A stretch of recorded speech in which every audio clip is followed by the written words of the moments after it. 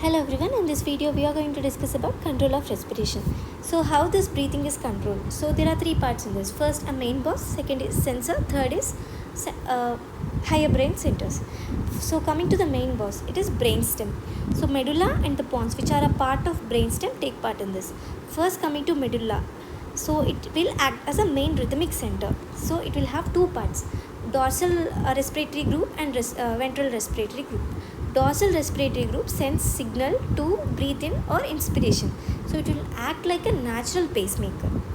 And second group is ventral respiratory group. It will help in forced breathing, that is during exercise or heavy breathing. It will control both inspiration and expiration, and it helps in breathing when needed. So dorsal group helps in natural breathing. It acts as a natural pacemaker. Ventral group, it controls forced breathing and helps in breathing when needed. So coming to the pons, that is fine tuner. So it will have two centers, apneustic center and the pneumotaxic center. Apneustic center, as the name suggests, there is need of oxygen, so it will help in activation of inhalation and makes the breaths deep. Next is pneumotaxic center. It will inhibit this apneustic center because we have to switch from inhalation to exhalation smoothly. So this will inhibit this apneustic center to switch from inhalation to exhalation.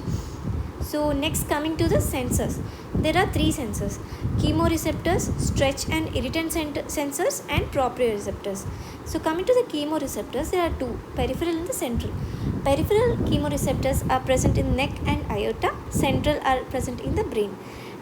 Peripheral chemoreceptors will sense whenever there is decrease in the oxygen levels, increase in the carbon dioxide levels, or increase in the H+ ions, or decrease in the pH.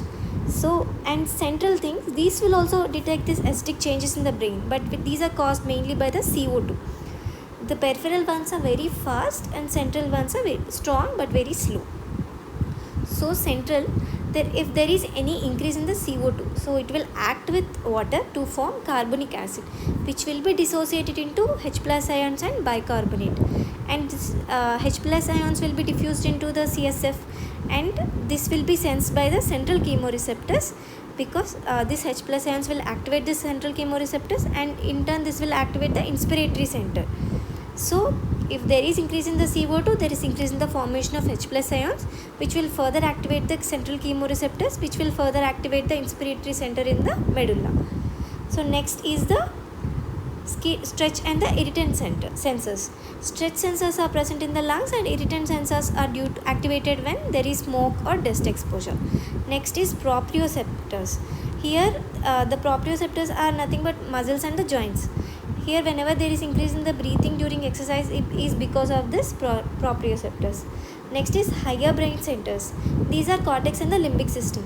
Cortex helps in holding the breath so that we can sing, talk because of this. Next is limbic system, which controls the emotion. Whenever there is fear or stress, there is increase in the breathing because of this. So in just the control of breathing is because of three. The main boss here, that is main brainstem. The part of brainstem are medulla and pons. Medulla is a main rhythmic center. It have two groups, dorsal and ventral respiratory groups. Dorsal acts as a natural pacemaker, helps in inspiration. Ventral group helps in forced breathing and controls both inspiration and expiration. A pons acts like a fine tuner. It have apneustic center, which activates inhalation and increases the depth of breath, and pneumotaxic center, which inhibits this apneustic center and helps to switch from inhalation to exhalation. Next is sensors are chemoreceptors. Here there are peripheral and central. Peripheral detect both decrease in the oxygen, increase in the carbon dioxide, increase in the H+ ions, and decrease in the pH. And central will detect the acidic changes in the brain caused by the CO2. And stretch sensors and irritant sensors stretch in the lung. Irritant sensors, smoke and dust exposure. Proprioceptors, that is muscles and joints, and higher brain centers, that is cortex and the limbic system. So this is the control